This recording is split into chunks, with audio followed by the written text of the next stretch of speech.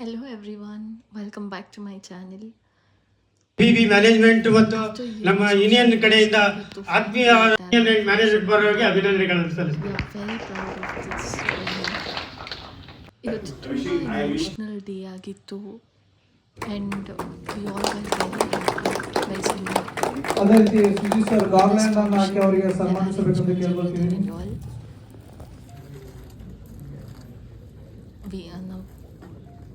and it's a rest time ನಮ್ಮ ಅವಂಗೆ.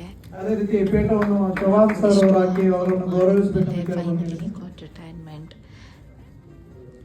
ಅದನ್ನ ನೋಡಕ್ಕೆ ಎಷ್ಟು ಚಂದ. ಫುಟ್ಬಾಲ್ ಬಾಲಕೃಷ್ಣ ಸರ್ ಅವರು ಕೂಡ ಅವರನ್ನು ಸಖತ್ ಹ್ಯಾಪಿ ಆಗಿದ್ರು ಆ್ಯಂಡ್ ಫೈನಲಿ ಈ ಗಾಟ್ ರಿಟೈರ್ಡ್. ಅದೇ ರೀತಿಯಾಗಿ ಸುಷ್ಮಿತಾ ಮೇಡಮ್ ಅವರು ಹೂಗುಚ್ಛವನ್ನು ಕೊಟ್ಟು ಅವರಿಗೆ ನೆಕ್ಸ್ಟ್ ಏನು ಮಾಡೋದು ಅನ್ನೋದೇ ಇತ್ತು.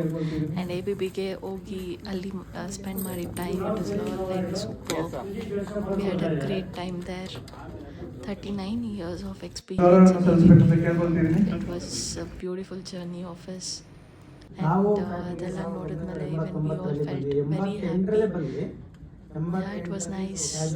Thank you everyone, and ಇದೇ ಥರದ್ದು more vlogsಗೆ please subscribe, like, share, comment. Thank you. Y division ಇಂದ ನಾವು ಸೆಲೆಕ್ಟ್ ಆದ್ವಿ. ನಾವು ಕ್ಯಾಶುವಲ್ ಮಾಡಬೇಕಾದ್ರೆ ಒಂದು 65 ಜನ ವರ್ಕ್ ಮಾಡ್ತೀವಿ. ರೈಸ್ ಅಲ್ಲಿ ಅಪ್ ಟು 2007 ತನಕ ನಾವು ರೈಸ್ ಅಲ್ಲೇ ಕೆಲಸ ಮಾಡ್ತಾ ಇದ್ವಿ. ಆಕ್ಚುಲಿ ನಾನು ರೈಸ್ ಅಲ್ಲೇ ಇರಬೇಕಾಯ್ತು.